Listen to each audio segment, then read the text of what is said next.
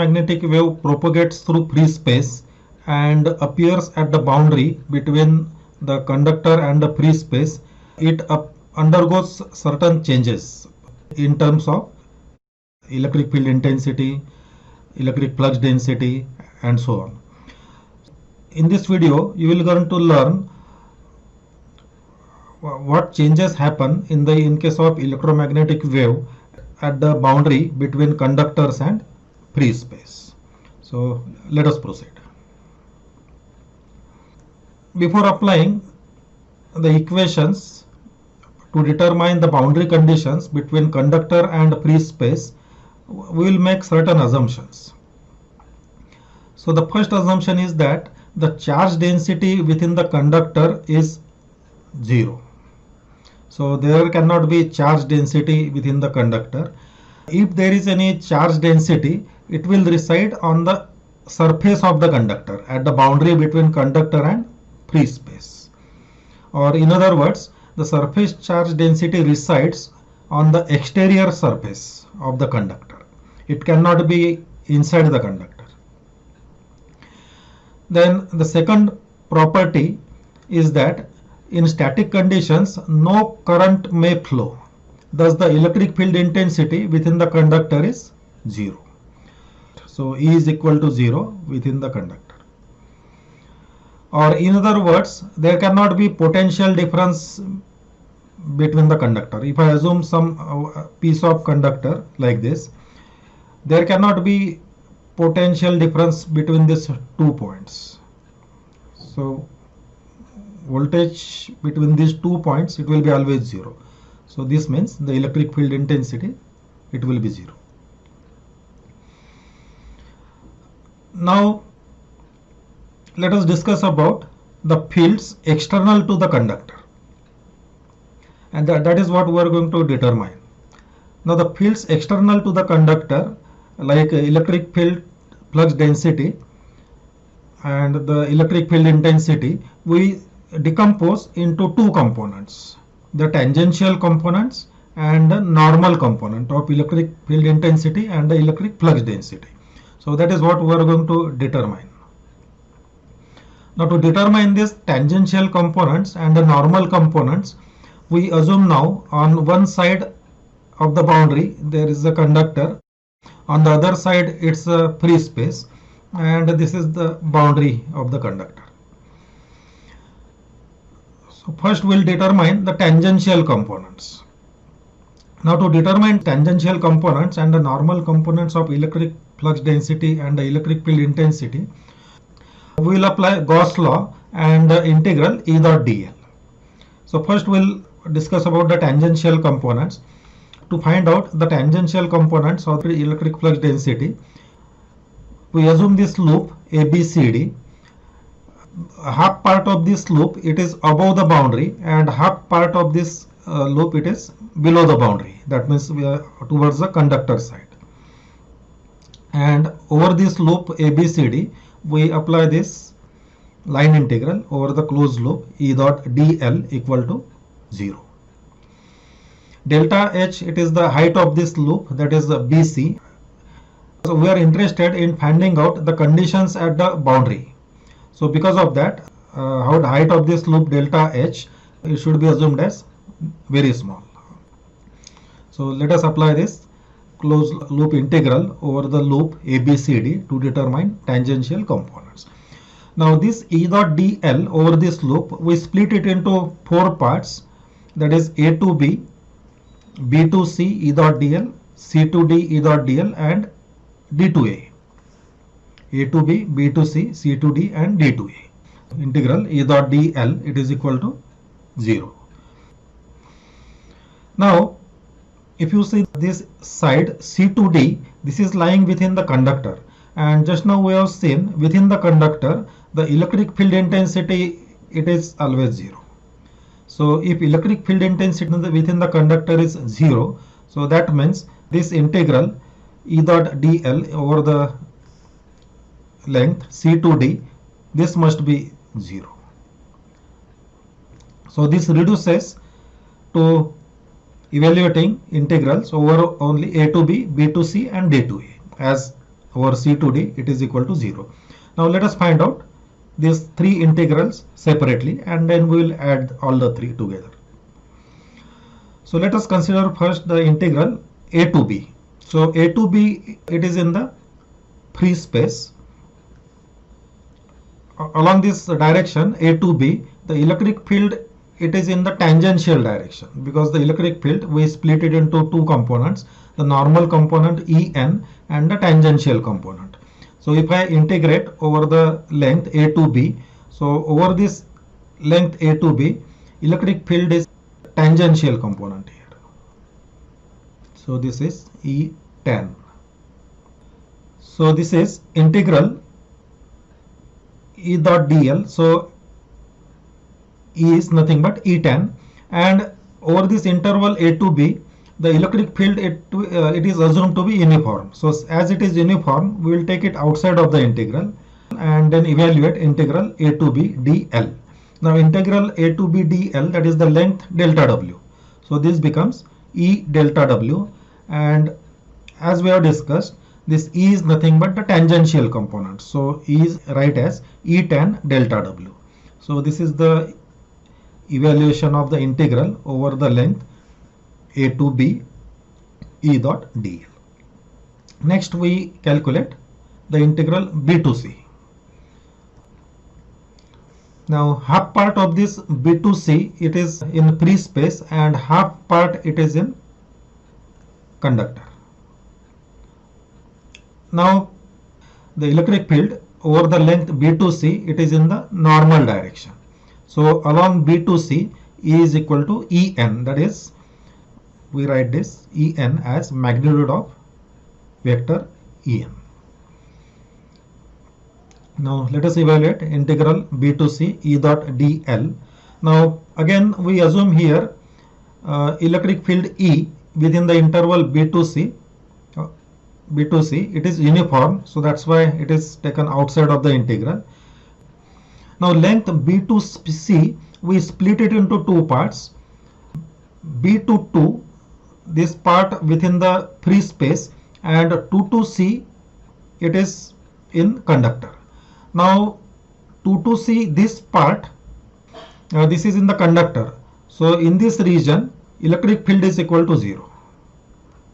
So as electric field is equal to 0 within this region, so this second part of this integral 2 to c, it becomes 0. Only b to 2 we will have to evaluate.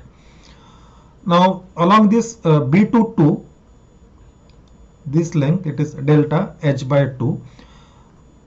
So here this dl, integral dl over the interval b to c, it becomes delta h by 2.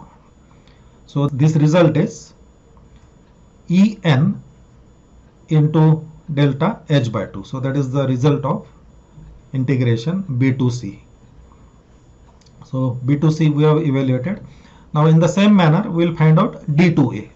Now d to a, it is exactly similar to b to c, only the sign is opposite, because while evaluating b to c we proceed in this direction, and while evaluating d to a we proceed in the opposite direction.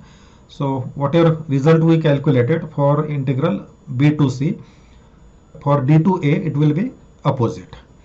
So for d to a it will be exactly same result but negative sign, that is minus En delta h by 2. So we got this integral a to b, b to c and d to a. Let us add all the three results together. So for a to b it is E tan delta w, for b to c it is En delta h by 2, and for d to a it is minus En delta h by 2. So En delta h by 2 and minus En delta h by 2, these two terms will cancel. So this is E tan delta w equal to 0. Now delta w, it is the length AB, and which is a non-zero term. So delta w is not 0. So if delta w is not 0, that means to satisfy this equation E tan must be 0. So what we have proved is the tangential component of the electric field intensity, it is equal to 0. So that is the result of this derivation. Now what to conclude from this? Tangential component of the electric field intensity is 0 at the boundary between conductor and free space. So one of the important result we have derived. Now what happens to D, that is the electric flux density? Now as you know, D is equal to epsilon E.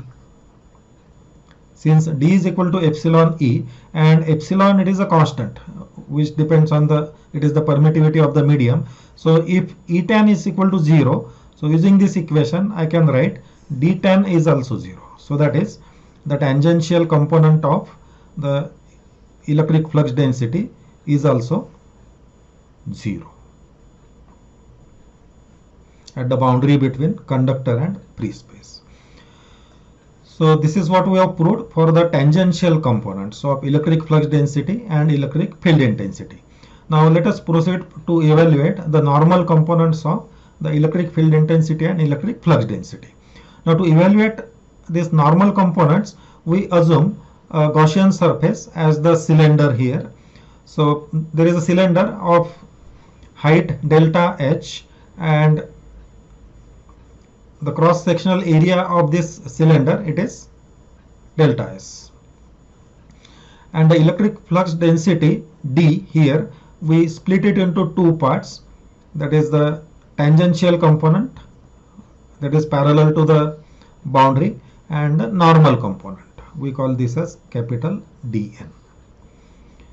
So let us find out this normal components of D as well as E.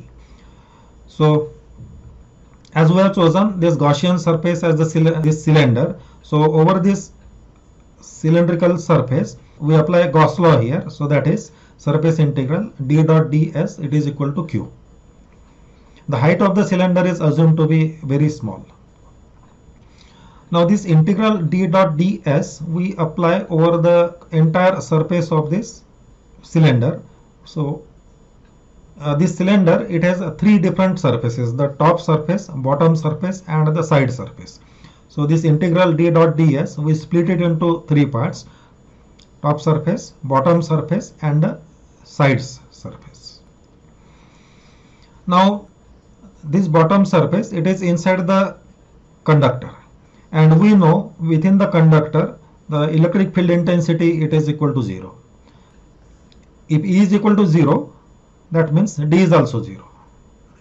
So because of this, integral d dot ds evaluated over the bottom surface, this becomes 0.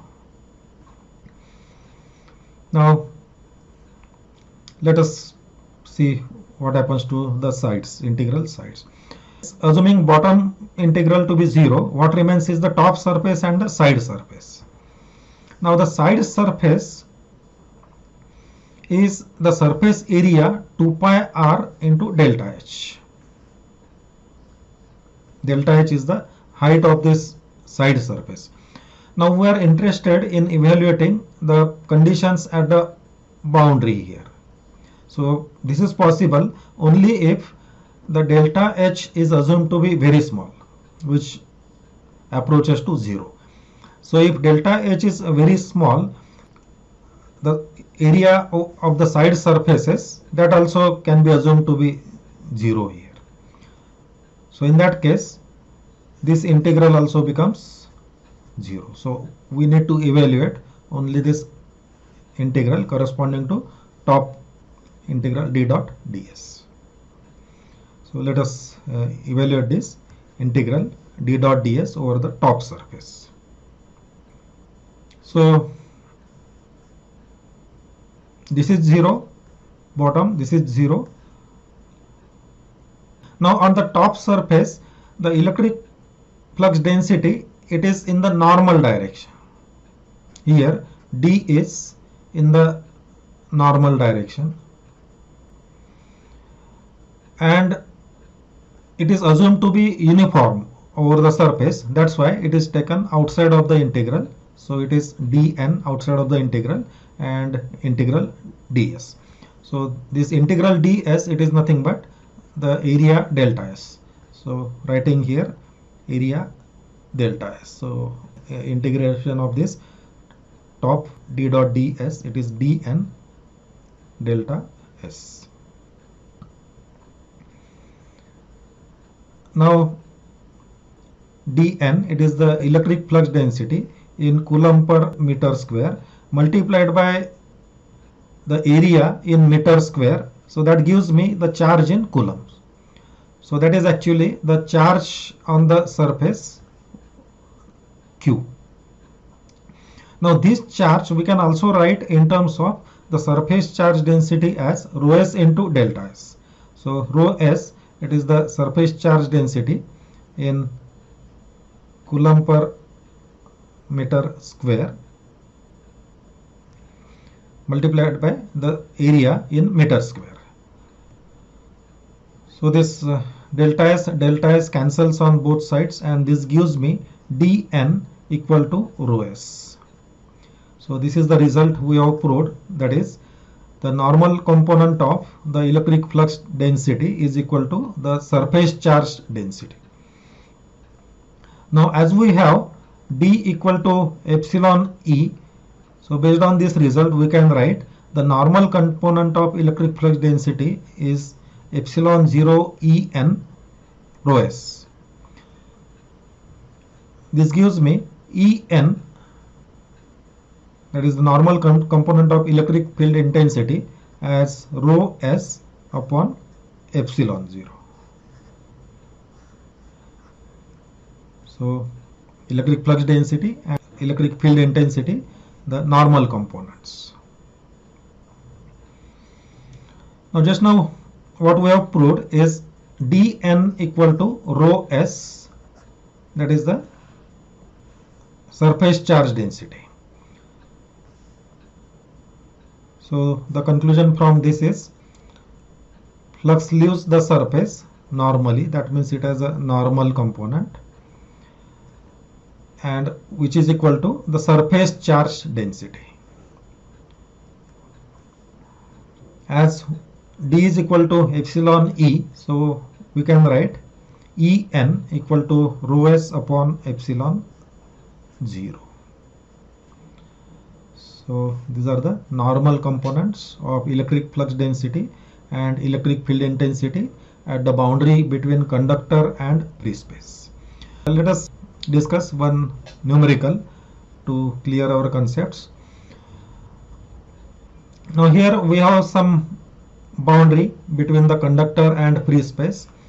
The equation for electric potential is given, V equal to 100 x square minus y square, and at point P 2 minus 1 3, that is predefined to lie on a conductor to free space boundary.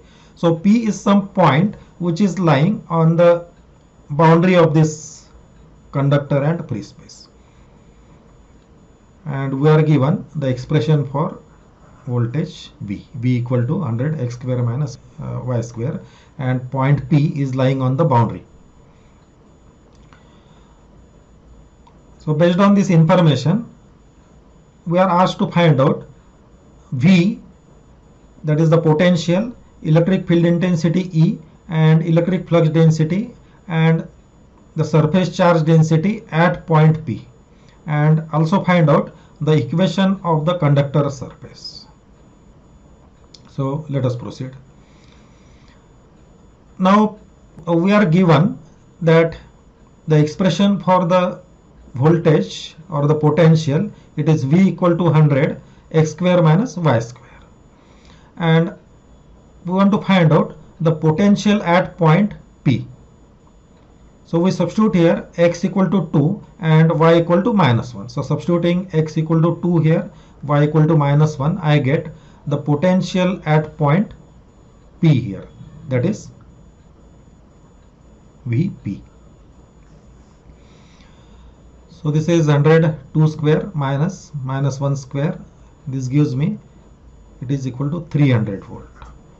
So the potential at point P at the boundary, it is 300 volt. So V is determined. Then the electric field intensity E. at point P. Now we know the relation between E and V, that is E is nothing but minus del V. This we will use here. Okay. Now before that, let us find out the equation of potential for the conductor surface. Now at point P, which is lying on the boundary, we know the voltage is 300. So we substitute this V equal to 300 in this equation. So this is V equal to 300 equal to 100 x square minus y square. So solving this equation, it gives me x square minus y square equal to 3.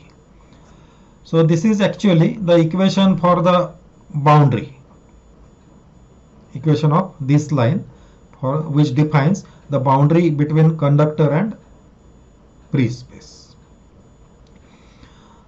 Now based on this relation, E equal to minus gradient of V, let us find out E. So we'll substitute this equation for V here, which is 100 x square minus y square, and evaluate this. Now evaluating this, it is just a derivative of this. So 100 derivative of x square, that is 2x, so it becomes minus 200x ax. Similarly, derivative of y square, it is 2y, so it is plus 200y ay. This negative sign of minus y square, it becomes positive along with this. So this is equation for E in volts per meter. So V is done. Now this is the equation for E along this boundary. Now to find out the electric field intensity at point P, I will substitute x equal to 2 and y equal to minus 1. So substituting this here, it gives me EP as minus 400 AX minus 200 AY volts per meter. So E is done. Now using the relationship between D and E as dP equal to epsilon 0 EP, we can find out dP here. So substituting this EP here, we'll get epsilon, just multiply this by epsilon 0, evaluate this. This is minus 3.542 AX minus 1.771 AY.